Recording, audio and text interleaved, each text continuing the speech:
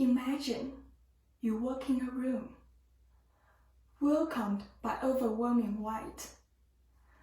The room is filled up with ivory fog. You feel trapped and want to escape. But finally, you walk out of the room and the mist fades away. After all discomfort and confusion, you are told that the vaporized water was used to clean the body of the murder victims in the morgue after the autopsy. This is one of my favorite art pieces, Vaporization by Mexican artist Teresa Margos. You may ask, why are the water drops floating in the air? And why did Teresa create this project? Congratulations! You are on the way to art activism and movements.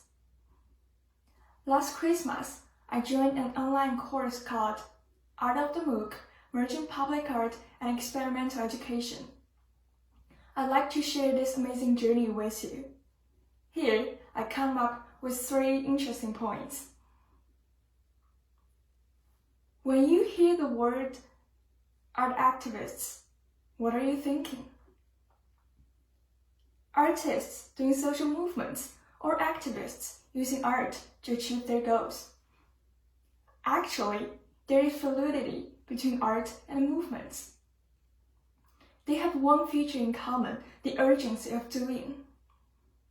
For example, starting from January 1969, a group of artists sat in at the museums in New York City to force the museums to take actions on political and economic reforms. They demanded 1 free day every week at the museums.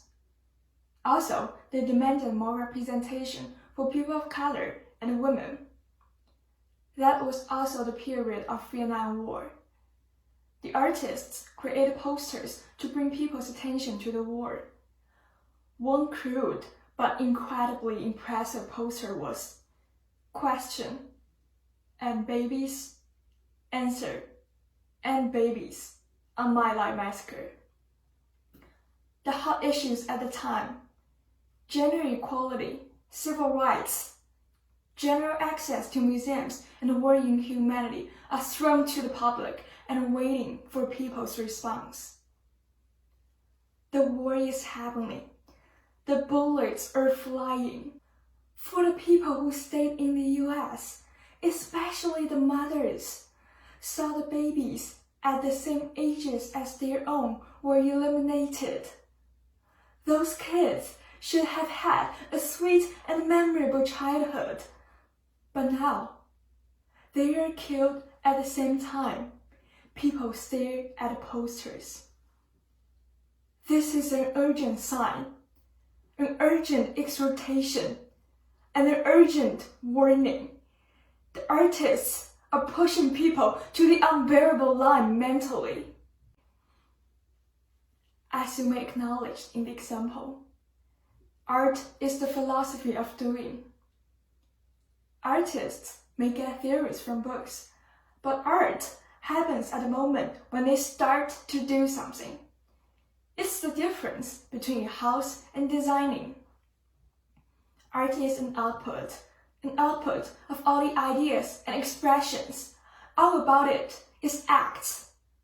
You face a social issue, instantly take reactions, and give audience a clue. So where do the acts start? Well, the first thing is organizing, which is the most invisible part and people usually ignore it. In many situations, organizing means cleaning. And in history, the minority, people who had lower social status, did this job. For example, women were the essential organizers. A good artist who really cares about organizing will be a member of the social organization that they're providing help to.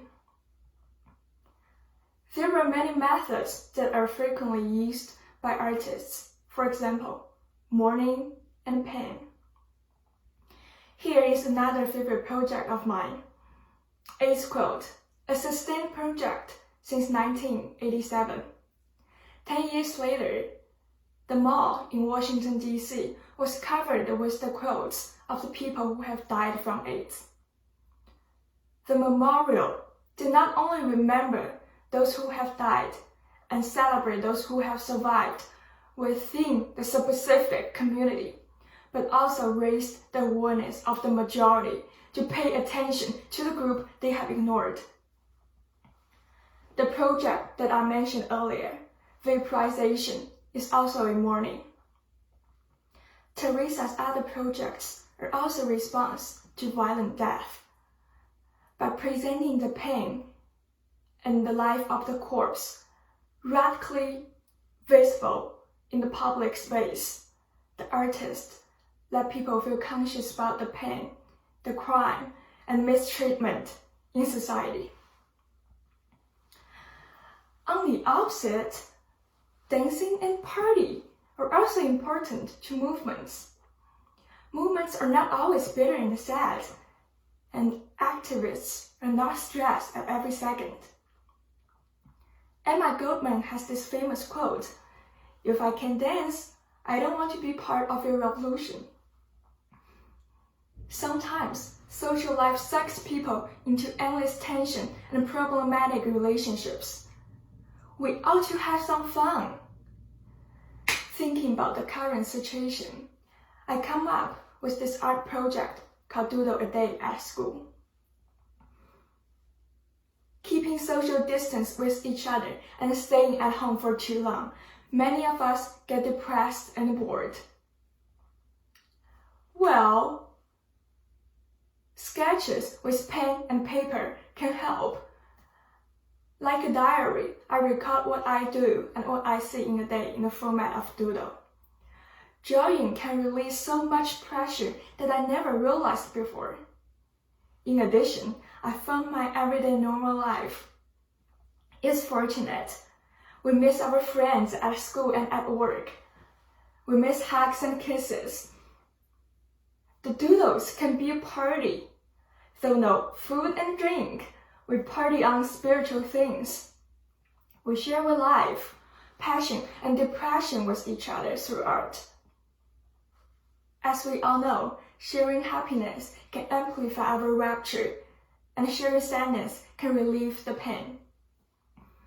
We can dance on art to get through this extraordinary time. At the end of the day, when we look at the collection of creation, we can say, look what we have experienced. Art activists enter the center of the world's most complex and controversial issues with wisdom, kindness, and courage. They are realists, but they also dream of a utopia. They have this just, beautiful world in their mind.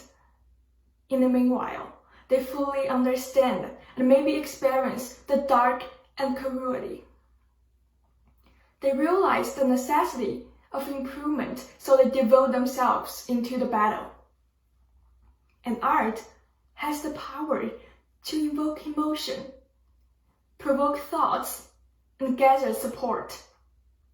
As ourselves, teenagers and young adults, when we face a social issue and have this strong feeling like, I don't think this is right, or this idea should be shared, keeping this feeling inside ourselves is not the only choice. I always believe I have the responsibility to make the world better, and art movement is the significant way to achieve my goal. I can say this responsibly. Almost all of us have the ability and influence to share our ideas in the public. So when you work for kindness and want to state your opinion, why don't you try to be an art activist?